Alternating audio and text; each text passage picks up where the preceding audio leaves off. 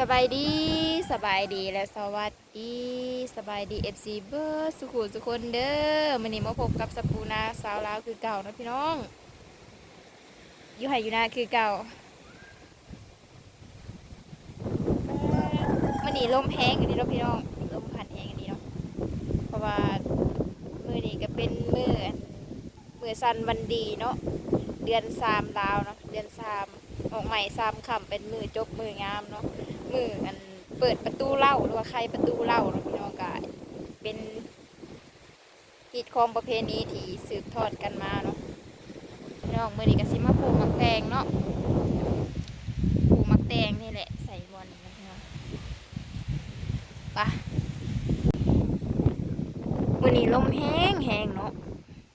หนาวพร้อมถึงหนาวถึงลมนี่แหละสิมาปลูกหมักแตงใส่แถวนี้เนาะ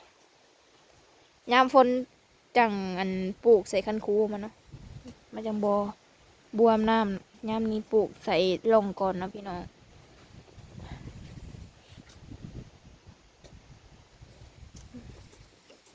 หมักแตงก็ชื่อเป็นชงจักสิได้จักแถวเนาะคันปลูกเป็นลงเป็นแถวจังสิเนาะนี่นี่คือนี่ในหมักแตงเนาะกระเสน้ำไว้เนาะให้มันในมันตึงๆขึ้นสบู่สิลองปลูกตัวนี้ก่อนนะ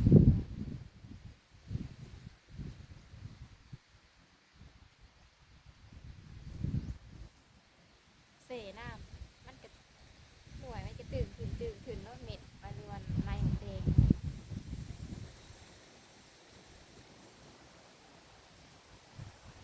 ลองรดเลยโอ้ยปีนี้กะซีเจือนๆเนาะปลูกซะก่อนเนาะจังหวะอย่างซีรดตามสูตรของไทยลาวเนาะพี่น้อง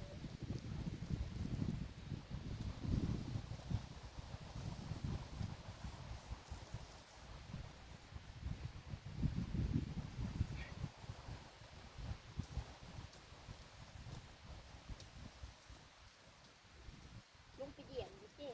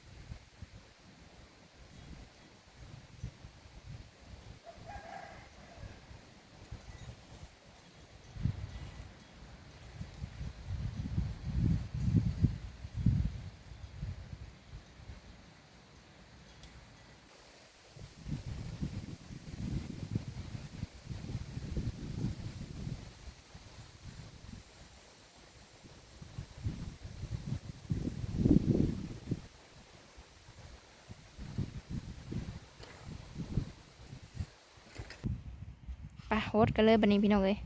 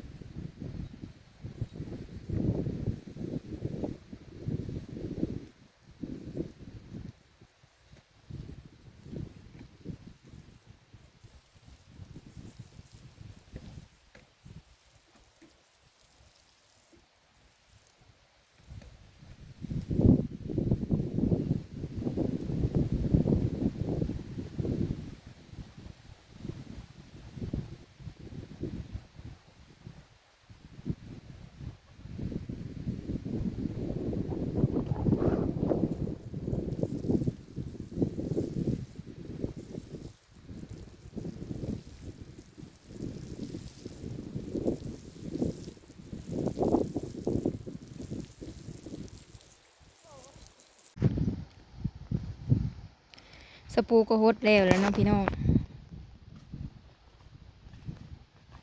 ตัวนี้บ่ได้ปลูกกะบ่ได้ฮดเนาะลายมือมาลุ้นน้ำกันว่าหมักแตงสปูสิออกใบออกยอดออกมาหรือบ่เนาะดินแบบนี้มันก็สีแห้งๆมันก็สิแตกต่างจากบ่อนที่เคยปลูกมาก่อนนะพี่น้องมันดินมันจากโคแห้งๆเนาะแห้งโคนั่นแหละถ้ามันบริพลสปูสีปลูกใส่คันคูมันเนาะถ้ามันบริพลถ้ามันออกขึ้นมาเนาะบ่แตกออกมาเอาพี่น้องมารุ่นน้ำกันเนาะถ้ารุ่นน้ำกันเนาะพี่น้องเอ้ยเอาล่ะคลิปสปูกับสิคอหยุดไว้เพียงสำนีก่อนเด้อพอกันคลิปหน้าฝากพ่อแม่พี่น้องไปกดไลค์กดแชร์ที่สำคัญอย่าลืมกดติดตามเพื่อเป็นกำลังใจให้สปูได้เห็นคลิปต่อๆไปในเด้อสบายดีพี่น้อง